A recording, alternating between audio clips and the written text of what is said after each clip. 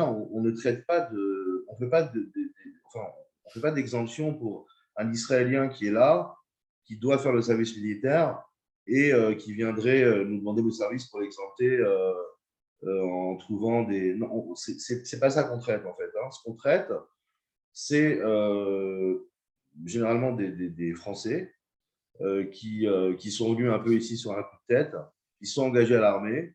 Tsahal, c'est une très grosse machine. Il pensait être pilote. À la fin, il se retrouve dans les cuisines. Il va perdre 3 ans de sa vie. Sa famille n'est pas là. Voilà, il n'a rien à faire ici concrètement. C'est une erreur de jeunesse. Comment on fait pour l'aider à sortir de ce traquenard, quoi. Maintenant, moi, j'ai fait l'armée, par exemple. Je me suis engagé. J'ai fait 2 ans et demi à l'époque, il y a longtemps.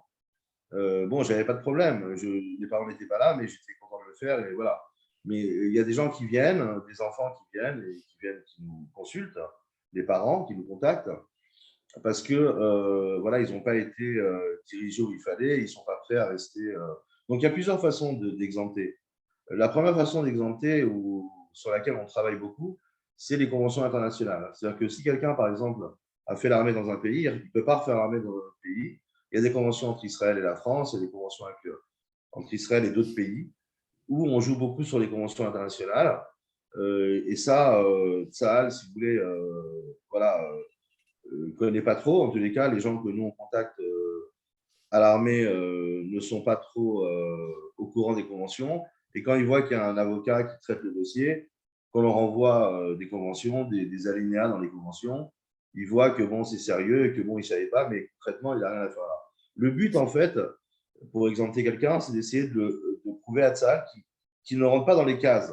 Si vous voulez, Tsahal, souvent on m'appelle, on me dit oui, et mon dossier, je dis écoute, ton dossier, c'est une goutte dans l'océan. Je veux dire, il y en a des centaines de dossiers. Concrètement, le premier axe sur lequel on travaille, c'est les conventions internationales. Et je vais parler du deuxième axe après à la prochaine question. Si vous voulez, ou je peux continuer, il n'y a pas de souci. Ce que je Pardon, disais, ça a c'est coupé une seconde, mais allez-y, finissez bien sûr la réflexion. non, je disais que le deuxième axe, c'est en fait d'essayer de prouver à Tsahal que cette personne ne rentre pas dans les cases. Donc en fait, Oui, c'est ça. un, un, si vous voulez, un soldat doit rentrer dans les cases. S'il n'a pas de lien avec Israël, si il a des problèmes d'ordre psychologique, etc., il ne peut pas rentrer dans la case. Donc, tout D'accord. notre travail, en fait, c'est d'arriver à faire comprendre C'est ça. à Tsahal qu'il n'a rien à faire ici. C'est ça. Exactement. Donc, on comprend bien que vous avez que c'est nécessaire en fait hein, d'avoir un avocat à ses côtés pour ça. Donc, effectivement, vous avez accord. Alors, j'essaie de faire un petit peu le tri parce que vous avez répondu à pas mal de questions en même temps. On a bien compris qu'il y avait effectivement des accords internationaux hein, qui permettent qui sont à votre disposition finalement hein, pour pouvoir faire valoir en tout cas l'armée peut-être qui a été faite ou en tout cas la forme d'armée qui a été faite dans un autre pays. Qu'on puisse le faire valoir en Israël. Pardon, je récapitule un tout petit peu et je vérifie en même temps si on a répondu à toutes les questions. Et puis, vous avez parlé aussi, oui, des accords pour faire exempter, pour faire valoir. Et on comprend bien, et j'insiste là-dessus, sur la nécessité d'un avocat parce que finalement, vous connaissez les rouages hein, Voilà. de tous ces fonctionnements. Vous savez où taper, à quelle porte, et vous savez Voilà. ce qu'il faut Exactement. dire. Quand c'est un problème médical ou psychologique, on sait exactement où il faut, à qui il faut s'adresser. Si c'est un problème enfin de zicote, on va dire, qu'il n'a pas de lien avec Israël, il faut taper une autre porte. S'il a été appelé à l'armée, mais il n'a pas été encore enrôlé, alors il faut taper à une porte. S'il a déjà été enrôlé, c'est plus la même porte. Et des fois, on peut aller même au chef d'état-major. On a des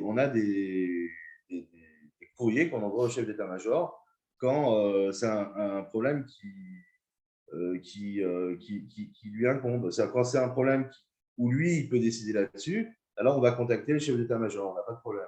C'est ça, c'est ça. Et vous savez, effectivement, Voilà. vous avez vos entrées, en tout cas, vous êtes à l'aise avec ça, Voilà. effectivement. Voilà. Et surtout, quand il voit qu'il y a un avocat qui traite le dossier, donc ça apaise un Sérieux, peu à bien sûr. l'armée. Ils savent que c'est pris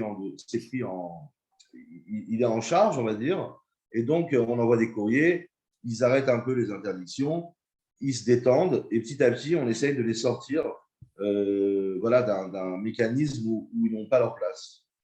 Mais encore une fois, ce n'est pas pour exempter des gens qui doivent faire l'armée. C'est des gens qui n'ont rien à faire, des volontaires. C'est ça. Voilà, des volontaires qui sont venus. Voilà. C'est ça. Il y a une vraie. Voilà, ça répond à des vraies valeurs, en fait.